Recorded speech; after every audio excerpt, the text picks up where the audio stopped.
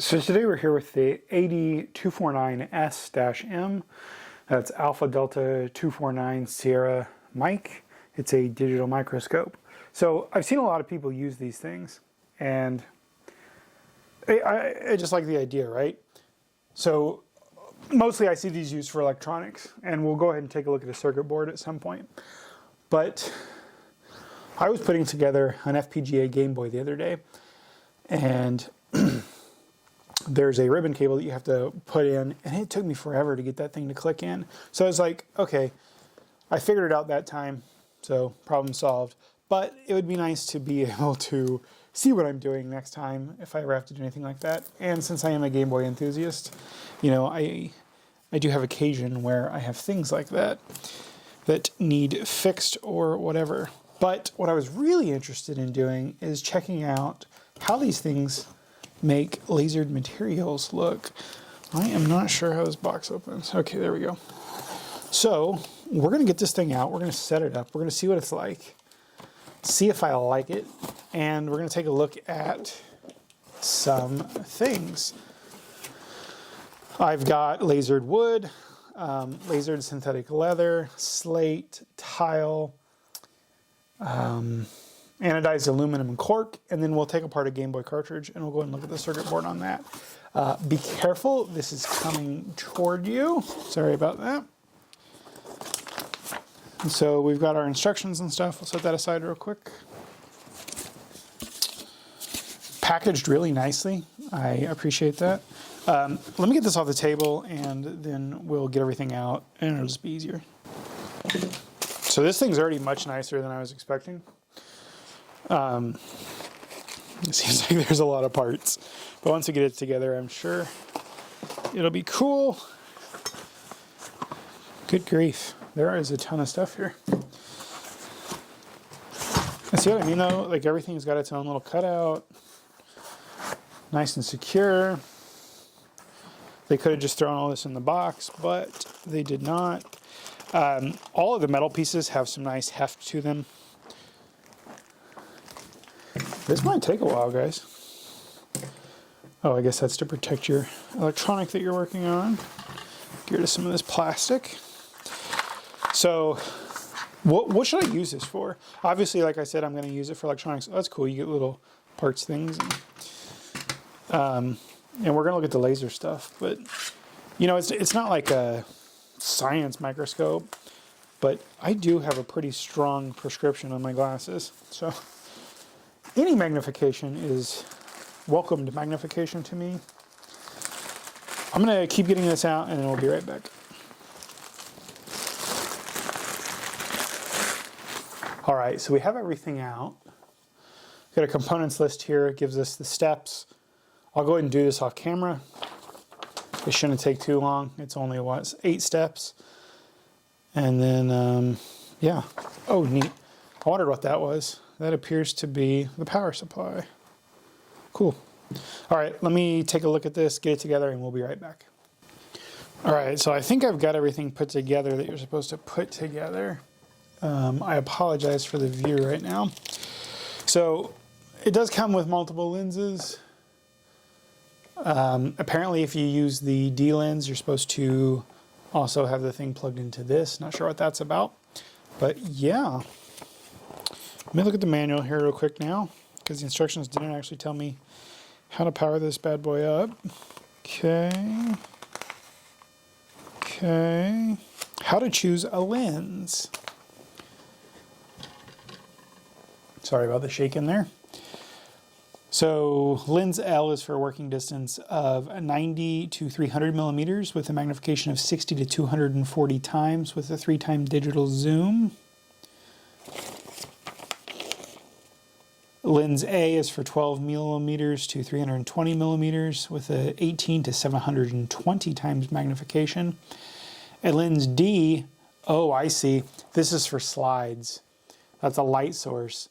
You slide your slide on there and then look at the thing. That's kind of cool. I should get some glass slides and revisit this at some point. Oh, fancy that. It comes with some. Interesting.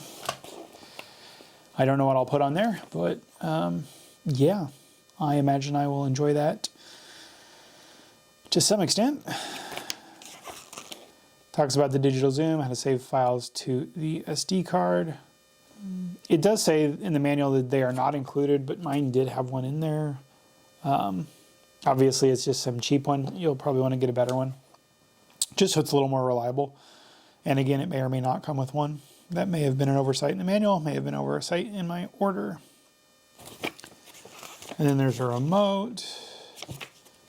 Okay, well, let me get this plugged in and we'll get going. I'm assuming I just plugged this into the back of the unit. And then I'm guessing there's a plug somewhere for the lights. So I'm gonna have to go get a power strip and we'll be right back. All right, so we're back. Let me kind of see how this works. We're just gonna use a USB battery bank that I use to charge my MacBook Pro. Should have enough power. If not, we'll get something else. Oh, yep, there we go. We're turning on. Let me also preface this by saying these assemble together in a grid and they're like down here around the base, but I'm not really interested in doing that right now. So we're just leaving it as it is. We're going to put that there though. You see, this is a little crooked. How? Okay. Let me get something on here so we have some frame of reference. Now, how do we adjust? Okay. Now we're cooking with fire. I'm going to try to move you up just a little here. Bear with me. Okay. There we go. So already with this one lens, which is 12 millimeters by, I don't know why I can't say millimeter today, 12 millimeters by 320 millimeters. We've already got quite a bit of detail here. That's way better than I can see. Let's see how dirty the back is. So yeah, I like this already. Let me get this open and we'll take a look at the circuit board and then we'll change the lenses. Take another look, change the lens, take another look. I imagine that one lens that's supposed to be for the microscope, I mean for the slides, probably is gonna work very, very well for this because it's probably gonna have to be right up on there, but oh yeah. I feel like I'm Stes fix now. Yeah, cool. So that's quite a bit of detail. Let's see if we can get it a little bit better. There we go. I love this thing. I love this thing a lot. And again, you know, it's got the built-in recording feature. If I had, there you go. If I had the card in there, I could record to the card. For the sake of this video, I'm just going to do this. But if I was doing something on here, I would probably record it just so I could go back and look at what I did or maybe messed up. Yeah, that is wonderful. And then there are these lights, so we can get some more light in here. They're a little loose. Let me tighten that. Now I'm blind. So you can get some more working light in here. That's pretty cool. See how abused these contacts are? Oh wow, look at my fingernail. Jeez. I like this thing so much. This may be one of the coolest things I've got. And I've had like 6 or 7 lasers come into the house in the past 3 months, and I might be more interested in this. Let's look at this wood real quick before we change lenses. So this is a living hinge. I'll show you up here real quick. It's a living hinge I made with one of the lasers. You can see the wood detail kind of all right here. I bet we'll see even better with the other one. Let's take a look at this fake leather. Yeah, so see, it loses the characteristics of the leather because it's synthetic. You can see that it's like a fabric. It's some kind of textile. But that is really cool. This was just a test pattern I did to figure out, you know, the settings for that laser. This was done with the X-Tool F1, which I do not recommend. However, I very much recommend this Andostar. This thing's pretty cool. So this is some anodized aluminum. Again, same thing. This is on the X-Tool F1. So you can see the differences in the speed. I bet this is interesting when we switch to the other lens. Cork. Oh yeah, we're already seeing some really good detail in the cork here. Spin this around. Yeah, you can see like the lines from the laser. Let's see. Is there an easy way to move this up and down? Oh, there is. Good. Cool. Come on, focus. There we go. Let's see if we can get a little more height there. Perfect. So now we can tilt it a little. Yeah, there we go. Pretty cool. Now the slate, we're gonna have to focus again. This is a different thickness. Nice. I can barely pick out this detail with the naked eye, but here you're really starting to get into it of the slate. And the lasering on this just looks amazing. You can see where there was some kind of like imperfection right there in the stone, and it got hot and popped or whatever. I've actually had one of these slate coasters catch on fire before because it had something, some kind of metallic streak that had something that was highly reactive to the heat. That is cool, man. Now let's look at it on tile, same image.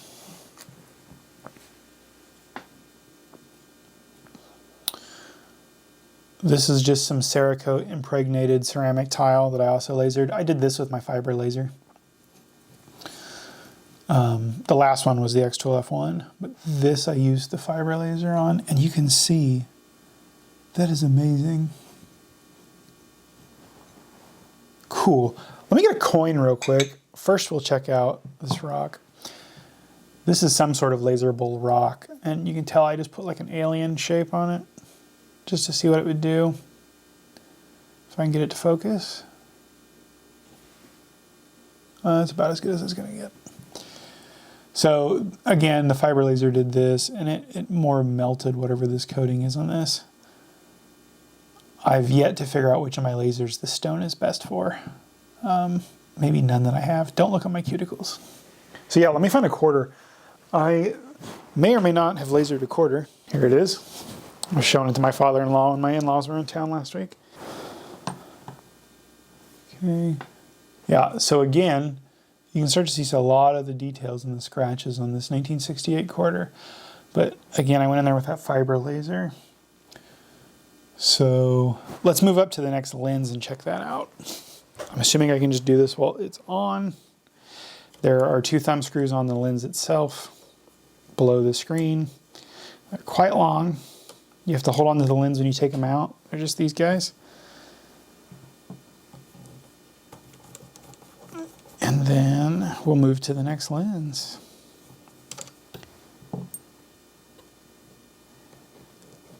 There we go. Set this somewhere safe. I will say the lens itself is recessed in plastic, so it's probably safe just to set it on the table, as long as there's not a bunch of junk on it. So let's see. We were using the 12mm to 320mm distance. We'll throw this 90mm to 300mm distance on real quick, but I don't think we're getting anything that we like there.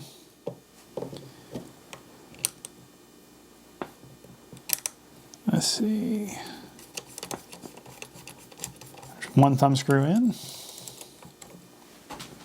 Not going to put them in all the way, just for expediency's sake. There we go. So now let's try to get this to a resolvable image. We're going to have to come up a ton. Oh, wow.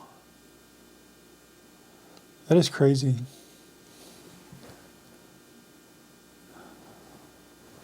Here's that screw from that Game Boy. It looks ginormous. Let us move in some. We'll try to keep it in focus as we go. Geez, George, you got a schnoz like the cause. Yeah, that is wild. I'm assuming you're in focus. I am sorry for the table shaking.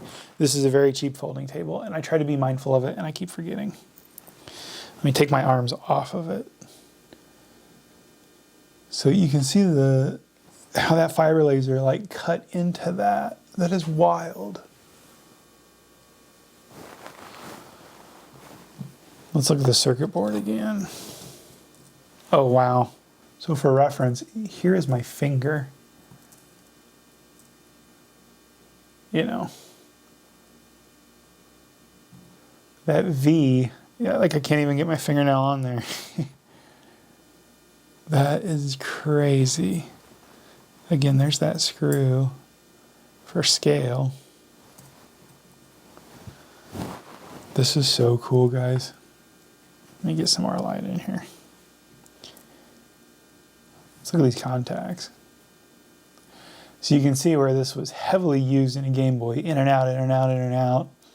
And then I think this is one of the ones where I had to come in with an emery board, a nail buff pad, and use some deoxit and stuff to get rid of a lot of oxidation. But man, look how abused like some of these are, like this one. You know, I need like a little pick so I can actually point to stuff. Lesson learned and noted. I'm curious what the ceramic looks like now. Let me find where I'm at. Okay, we're here. Let's spin this around. Oh gosh, where are we? That is crazy. There was a little tiny speck of something and it looked ginormous. Where's my finger? Okay. So we want to go up just a little here. That is wild. Can we get closer? No. See if we can back out a little and get some more detail. Guys, this is wild. Let's look at this melted stone.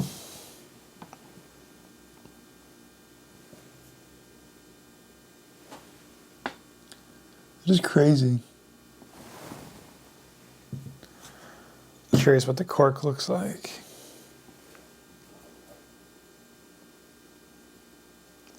Yeah, you can see the lines, the laser lines. That is wild.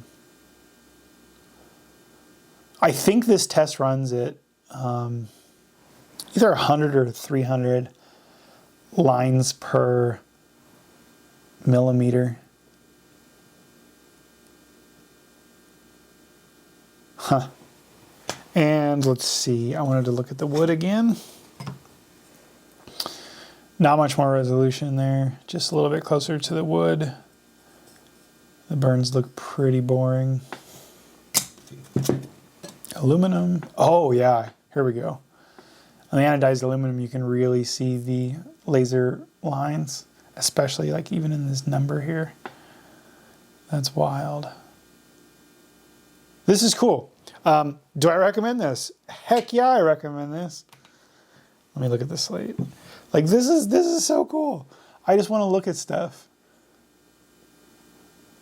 Like it almost looks like paper at that resolution. And you can see all the little imperfections in it. Like all this stuff up here. So cool. Well guys, this is the Andostar. I will have a link to this in the description because I didn't memorize the part number. Let's get a screw here again. I am very happy with this. Where are we? Okay, so I need to come down. Like, to me, this is incredibly neat. I was always fascinated by optical microscopes, but now that I have a digital one, it's just going to be so fun. And, you know, I would have the screen tilted down at me, but even tilted up to you guys, like, I can see it perfectly well. I do still have the screen protector on. I will take that off when I find a permanent home for this. There is a remote. You can do some things. I think it's mostly just changing the signal. I will say, it does come with an HDMI cable. You can do HDMI out to another display. If I was going to capture video from this, I would send it out to another display and capture the video from that display. You're probably going to get better resolution than with the card because it's going to compress it some. But if that's not a concern to you and you just want, like little bit of footage for review later or something. It'd be more than adequate. Again, it comes with 3 lenses.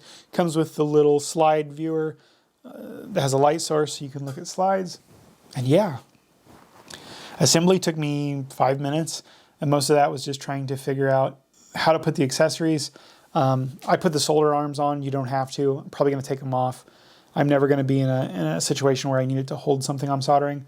The only thing I ever solder is like Game Boy games, you know, if I need to fix a trace or something, or like an actual Game Boy. So I don't necessarily need that function. But yeah, thanks for stopping by. Again, links in the sticky comment, link in the description, and I hope you guys have a nice day.